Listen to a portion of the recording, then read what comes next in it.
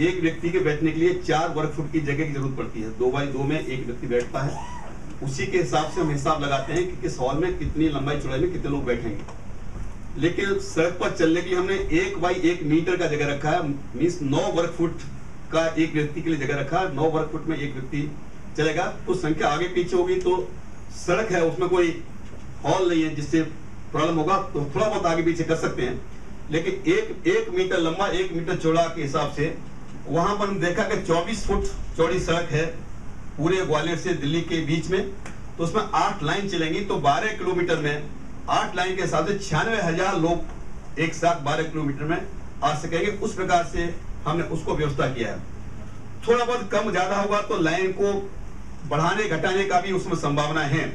एक लाइन को घटाएंगे तो 12,000 कम होंगे, एक लाइन को बढ़ाएंगे तो 12,000 बढ़ेंगे। तो केवल क्योंकि एक लाइन में ही 12,000 लोग होंगे। आप सभी जानते हैं कि 1 किलोमीटर में 1 मीटर में 1,000 मीटर होते हैं और 1 किलोमीटर में 1,000 लोग खड़े होते हैं। जब उनको 1 मीटर का पूरा जगह दिया जाए तब, तो 12 किलोमीटर में 12,000 लोग एक लाइन में खड़े होंगे। इस प्रकार हमने, जैसे राजा जी ने कहा था ये तो पूंछ है, ये ऐसी पदयात्रा नहीं है। तो पूंछ में पूरा रोड भर के जाएगा, तो 8-8 की लाइन में हम लोग जाएंगे तो 1 लाख लोग उसमें चल पाएंगे। इसी प्रकार से 12 किलोमीटर में जहां यात्रा रुकेगी वहां पर कितने पानी के स्रोत होंगे हमने ये भी हिसाब किताब लगा लिया है। पूरे एक दिन में 600 पानी के टैंकर की जरूरत पड़ेगी। उसके लिए हमने 150 टैंकरों की व्यवस्था की है। प्रत्येक टैंकर एक दिन में 4 बार भरेगा, सुबह से लेकर शाम तक, तब पूरी व्यवस्था हो पाएगी।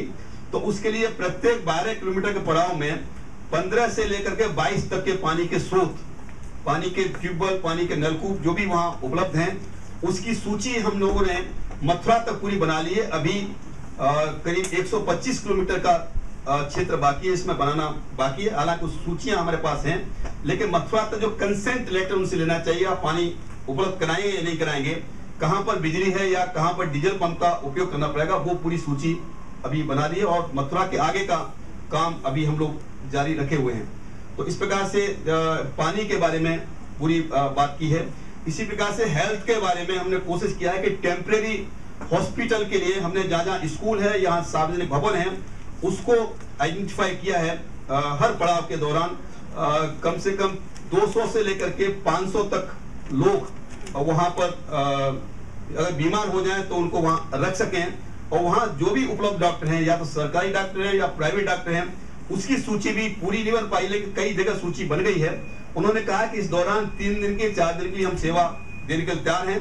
तो टेम्परेरी हॉस्पिटल भी रोड पर बनाने के लिए हमने सर्वे किया है, और उसके लिए जो जगह है उसका भी आइडेंटिफिकेशन किया है, किस जगह पर टेम्परेरी हॉस्पिटल होगा, कौन कौन डॉक्टर होंगे, और उस स्थान पर उन डॉक्टरों से बातचीत करके भी उन्होंने भी अपने स्तर पर एक कमेटी का गठन किया है। और जितने भी झोला छाप से लेकर के MBBS एक्सपर्ट डॉक्टर तक भी उन्होंने सूची बनाई है, क्योंकि उसमें सभी लोग काम आएंगे, लेकिन लीडरशिप एक्सपर्ट डॉक्टर की होगी, उसके लीडरशिप में ही सारे के सारे डॉक्टर्स काम करेंगे। हालांकि इसके साथ साथ में जो दल वहां से आ रहे हैं उनसे भी हम निवेदन कर रहे हैं कि आपके पास भी जो इस लाइन के लोग हैं, मेडिकल लाइन के, वो उसकी सूची मिल जाए तो उनको एक बार बुला करके हम ओरिएंटेशन देना चाहते हैं ग्वालियर में या आगरा में या मथुरा में, ताकि उसके लिए वो तैयार रहें। तो मेडिकल के लिए भी हमने इस प्रकार की कुछ व्यवस्थाएं की हैं। तो ये तो लगभग मोटी मोटी तैयारी रूट पर है। अभी सत्याग्रह के स्तर पर भी हम लोगों ने कहा था कि 5-5 किलो अनाज वहां इकट्ठा करेंगे, लेकिन 5-5 किलो अनाज प्रत्येक सत्याग्रही इकट्ठा करके यहाँ भेजे, क्योंकि प्रत्येक दिन हमको लगभग 300 कुंटल अनाज की जरूरत पड़ेगी। दाल वगैरह छोड़ करके अनाज मीन्स चावल और गेहूं की जरूरत पड़ेगी, और कुल मिलाकर के 300 कुंटल के हिसाब से करीब 9,000 कुंटल खाद्यान्न की जरूरत पड़ेगी, जिसमें अभी हमने लक्ष्य किया करीब 5,000 कुंटल अनाज सत्याग्रहियों के कंट्रीब्यूशन से इकट्ठा होने की हो रहा है, जिसमें अभी तक लगभग 1,000 कुंटल अनाज इकट्ठा हो चुका है। जो सेंटरों पर रखा हुआ है उसको हम इकट्ठा कर रहे हैं। 4,000 कुंटल और इकट्ठा होने की उम्मीद है। ये डायरेक्ट सत्याग्रही से है। सत्याग्रही के अलावा जो सपोर्टर्स हैं उनके लिए भी अपील गई है। वो कितना कलेक्शन होगा उसके लिए अभी कहना कठिन है। तो ग्वालियर से दिल्ली के रूट पर जहां पर ग्वालियर का जो मेला मैदान है, जहां पर अगर पानी भी गिरेगा तो भी 1 लाख लोग वहां रुक पाएंगे, वहां इतनी व्यवस्था है। लगभग 1800 टॉयलेट है, वहाँ पानी का व्यवस्था है। उसको हमने लगभग 15 दिन के लिए अभी से आरक्षित कर दिया है, वो अब हमारे लिए है। उसका पावती सरकार का है, लेकिन पावती बस हमारे पास आ गया है। उसके बाद में केवल आगरा एक ऐसा जगह है जहां पर ग्राउंड में, मैदान में हमको रुकना होगा, क्योंकि हम आगरा शहर से निकलेंगे तो शहर में जहां पर बस्ती है उसमें सड़क पर रुकना सेफ नहीं है।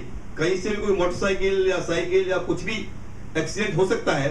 जहां 4 लेन है वहां पर एक्सीडेंट की कम संभावना है, क्योंकि एक लाइन चालू है, एक लाइन पर हमने पूरा कब्जा किया हुआ है। तो वहां पर 2 मैदान है जिसको हमने अभी देखा है, और दोनों मैदान पर्याप्त उसकी लंबाई चौड़ाई है, जिसमें 1 लाख लोगों को रोक सकेंगे। तो आगरा में 2 रात हमको 2 अलग अलग मैदान हैं जहां रुकना पड़ेगा। आगरा को छोड़ दें, फिर बाकी कोई मैदान नहीं है दिल्ली तक जहां पर मैदान में हम रुक सके। फिर तो पूरा समय दिल्ली पहुंचने तक सब पर रुकना होगा। दिल्ली में प्रवेश करने के बाद में अभी हमारी रणनीति है, एकदम तय नहीं है कि दिल्ली में प्रवेश करने के बाद हमारा रुख क्या होगा, वो राष्ट्रीय स्तर पर बाद में तय करेंगे कि उसको रुख क्या होगा। हम जंतर मंतर पर जाएंगे, हम लोग रामलीला मैदान पर जाएंगे। हालांकि रामलीला मैदान में 1 लाख लोगों को इस बार संख्या ज्यादा है, इसलिए उसमें रामलीला मैदान छोटा पड़ जाएगा, उसमें नहीं हो पाएगा। आप हिसाब लगा सकते हैं, सब में मिला करके लगभग 400 के आसपास तो वाहन होंगे जो पानी के टैंकर और कुछ और खाद्य सामग्री को लेकर चलेंगे, तो वो भी एक बड़ी संख्या है। तो उस प्रकार की तैयारियां ग्वालियर से लेकर के दिल्ली के बीच में चल रही हैं, और उसमें हमारी ये उम्मीद है कि जो अलग अलग संगठनों के साथ जो बातचीत हो रही है, लेकिन बातचीत तो हो रही है, राजा जी भी यात्रा, संवाद यात्रा से आए हैं, तो बहुत लोग उत्साहित हैं और वो आना चाहते हैं। लेकिन अच्छा होगा कि पहले अगर उनके सूचनाएं हमको मिल जाएं तो हम व्यवस्थित तरीके से उसी सीक्वेंस में उनको जोड़ पाएंगे।